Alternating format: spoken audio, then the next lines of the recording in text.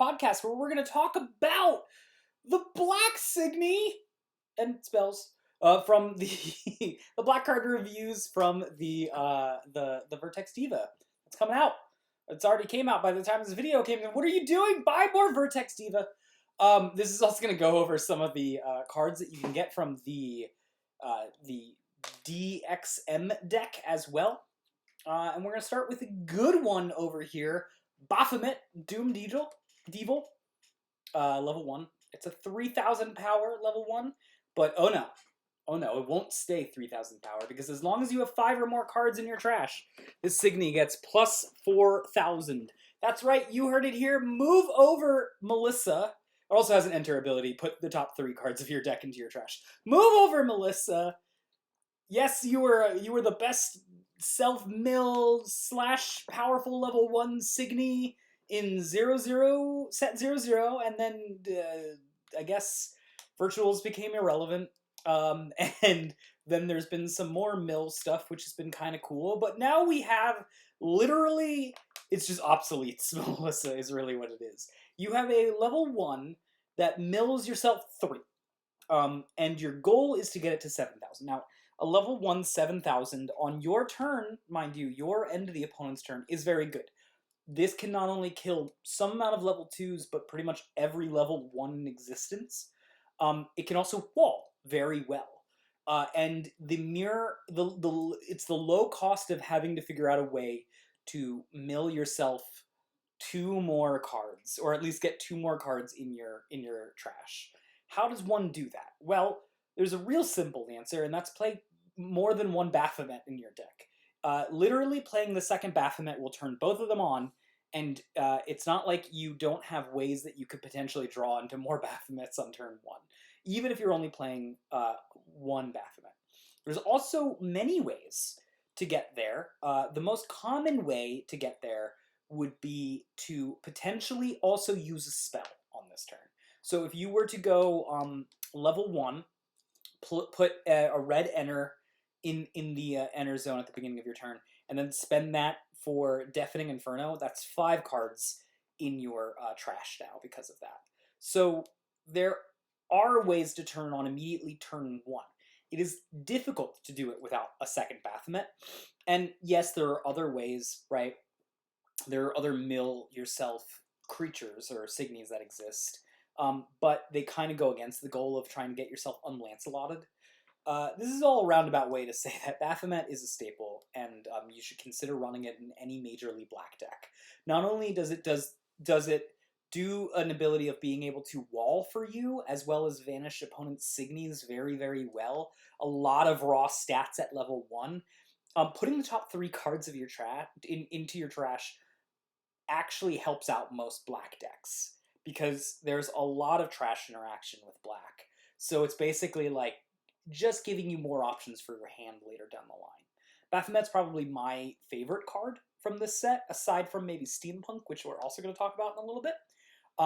And you should know that it wins GPs pretty regularly in Japan, being that it is also paired with Deus very much. Deus also, by the way, likes to see things in the trash. So it's been a constant staple since its release. It's a perfect example of a utility Signy that also has raw stats and is good later in the game as well. Moving right along here, we're going to talk about Musica. God, there's so many Musicas, and Musicas now. It's making me want to rip my hair out. Natural Planet. This is a level 2 black Signy with 8,000 power. It's got a Lifeburst of, you may pay black colorless if you do target Signy on your opponent's field, gets negative 12,000 till end of turn. It has an enter ability of discard 2 level 1 Signy, add a target without a guard from your trash to your hand. Okay, let's talk this through. This card's gonna get a viable rating for me.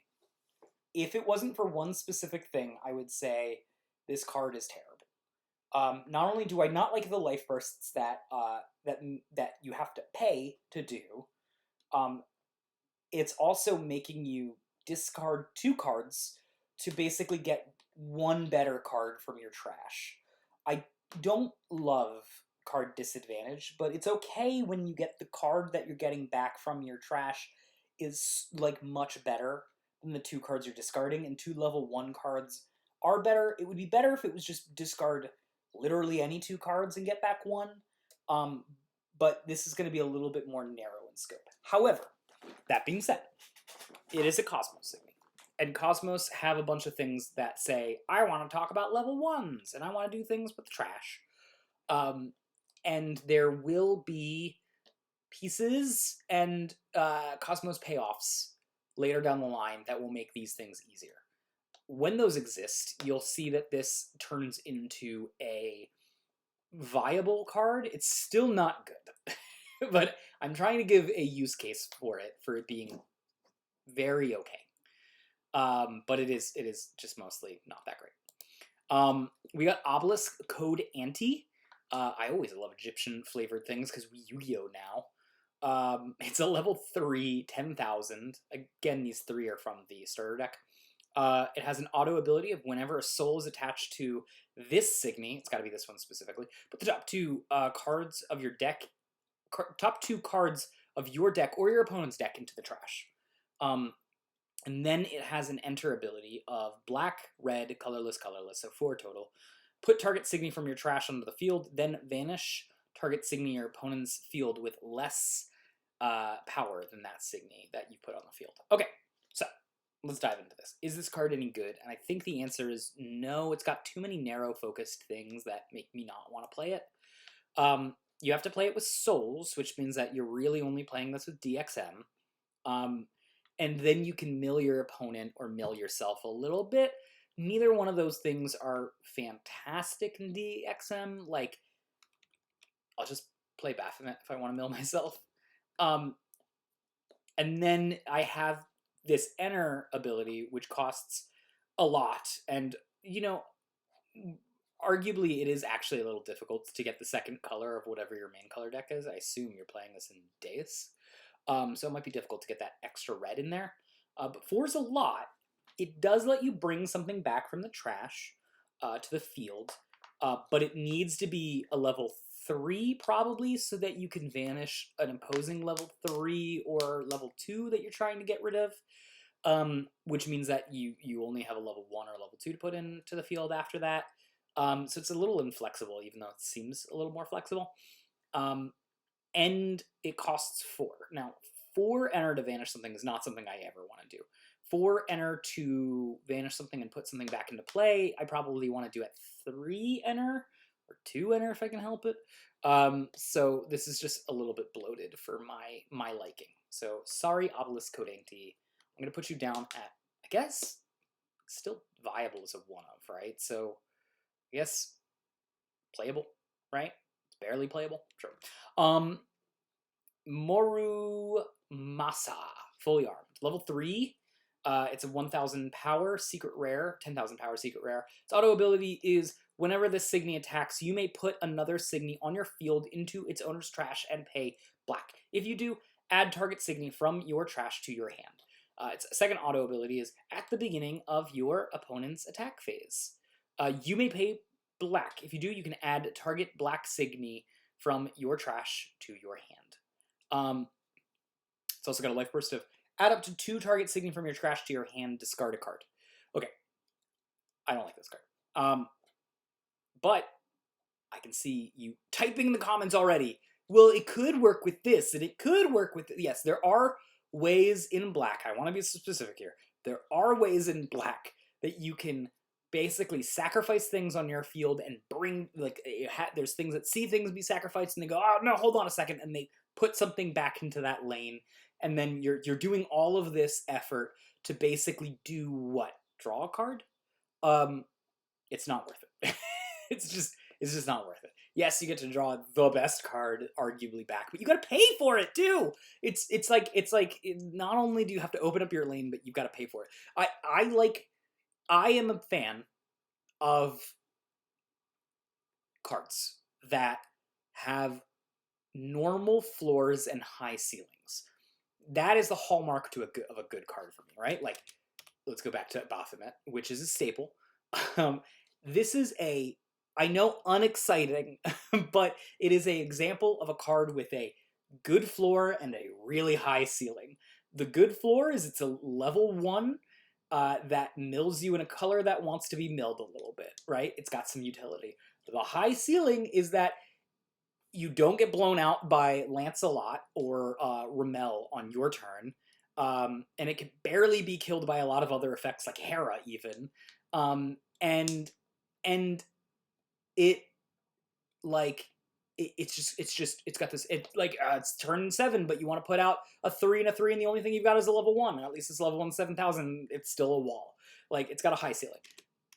This card does not have that high ceiling. This card's high ceiling is you basically draw your best card for an enter. This floor is that you allow your opponent a free removal on you. It's just not worth it, even in Secret Rare. Steampunk Code Ancients is probably my second favorite card, maybe my first favorite card. I like the art a lot on this. In the set, it is a level 3 with 10,000 power. It has 2 abilities. Auto, on turn, once a turn. During your turn, when a card moves underneath this L rig, you can pay colorless. If you do, then target signaling on your opponent's field gets negative 8,000 power. Okay, so this talks about Exceed, but it also talks about Souls. It also has a second ability, which is up to level 2 L rigs. You can put this card from your trash onto the field. Cool. If you mill this, you can get to the point where you're late game and you can bring this back. If you discard this, or it dies, you can get to the point where you can bring it back late game to fill up your field. If you are getting discarded down to hell, you always draw the magic number of 2 at the beginning of your turn to field out, but it doesn't give you that third one. This is magically your number 3, and it gets there. The art is also amazing. I just really like it. It's so odd. That action ability, while it only affects really late game, has some really good uses. But it also has a pretty good use on turn 3 and turn 4, that's the turns you're probably going to do your soul stuff in your DXM. And you can space it out and do more removal if you have the enter. Or you can go like, this is going to turn into a long game. You can take your time with this and get more value out of your buck by bringing this back and just constantly doing the soul thing and really stretch this out. With that deck specifically, you've got, if you really stretch it out, you can get upwards to 3 uses off it, 4 from the Exceed stuff that you're doing with your L rig as well. Otherwise, if you Exceed at all, this will gain value from Exceed. So any black deck theoretically can use it, but it's less useful in decks that aren't able to at least trigger it twice. So you need an Exceed of 4 and an Exceed of 3 in those decks to really make it worthwhile. I would keep an eye on this too, just because in the future, maybe there might be a card that says Exceed 2 or Exceed 1, and then if you start seeing multiple of those, these make those cards much, much better. Plus, you're not running, the cool thing is you're never going to run 4 of this card. You're going to run 1 or 2 of in your deck, and you're going to be putting it in a deck that has some amount of mill in it, so you'll find it eventually. You'll always have sort of, it's funny because Steampunk, it's like the card that you put the least amount in your deck, but you always find it and you always end up doing something with it if you want to. It's always available on the menu. We got Dragon Maid, Phantom Dragon Queen. She's a level 3, 10,000 power. She has an auto ability. Whenever a player refreshes their deck, you may pay black. If you do, target signaling on your opponent's field gets negative 10,000 power till end of turn. It also has the ability of whenever the signaling attacks, you can put the top 4 cards of your deck or your opponent's deck into the trash. Okay, so this card is pretty good. It's not like the I'm brain farting on the name. The Signy from the team Signy from Diagram. It's not quite as good at that, but it is good. It really depends on if you're refreshing your deck or you're refreshing your opponent's deck all that often. And if you find yourself a dedicated mill deck, you'll want this. If you find yourself a deck that gets dangerously close to refreshing yourself often, you can refresh yourself for value, which is kind of cool. And it has some combo potential, right? Because there's no limiter on how many times you can use the auto ability. So if you find yourself in a weird ability where you can refresh your deck like a million times, then you can use this to clear your opponent's field out. And you don't die from refreshing your deck, you just lose the life cloth. So theoretically, there's combo applications for this in the future. This is a lot of talking for a card that I think is probably somewhat marginal. I think Sandbaka, I believe this was said by TCG Academy, that Sandbaka is a pretty good choice for this because they refresh themselves quite often, so might as well refresh yourself for some value. Yeah, I think this is probably going to be like, if you're interested in mill, this is something you'll be interested in.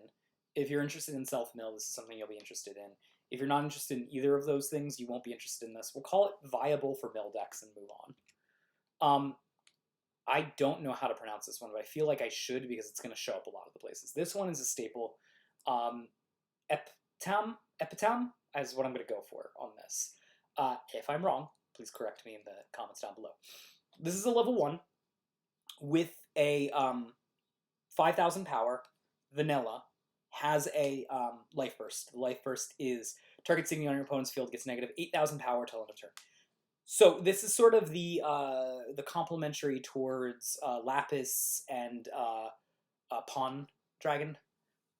It does negative 8,000 on Lifeburst. You often find, ironically, the opposite version in DXM colors. So this often will be in X, and X will often and Deus will often use Pawn Dragon. So this is just so that way they can get their colors that they want, but keep the same effects that they're looking for, because they're sort of replaceable for each other. Either way, this is a staple.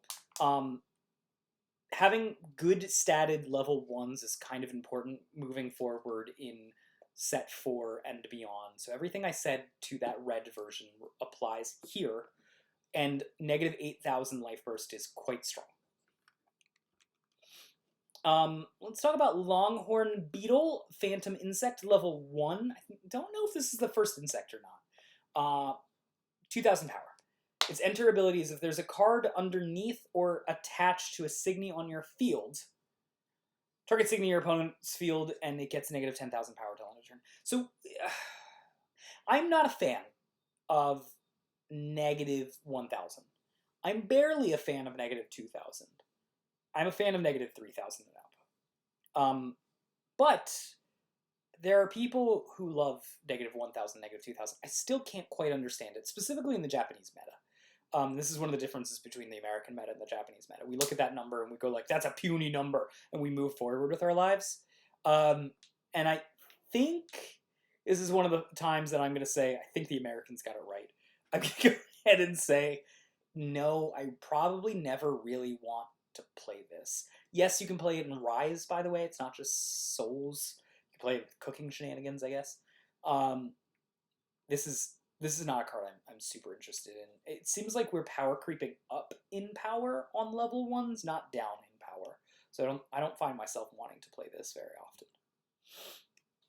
We have Brutus, Doomed General. Level 2, 5,000 power, as long as this Signy is in the center zone. It gains whenever the Signy attacks, put the top 4 cards of your deck or your opponent's deck into the trash. Okay, so I like this better than Dragon Maid. It does it more in a slot that kind of needs some love. Level 2s, like level 3s are jam-packed for good choices. Level 2s, less so. Level 2s without life bursts, even less so. So this card is good there, but what this card should read as is none of the text that's on it. It should read level 2 Signy. If your opponent is a controller mid-range deck, I probably am going to make them refresh at some point.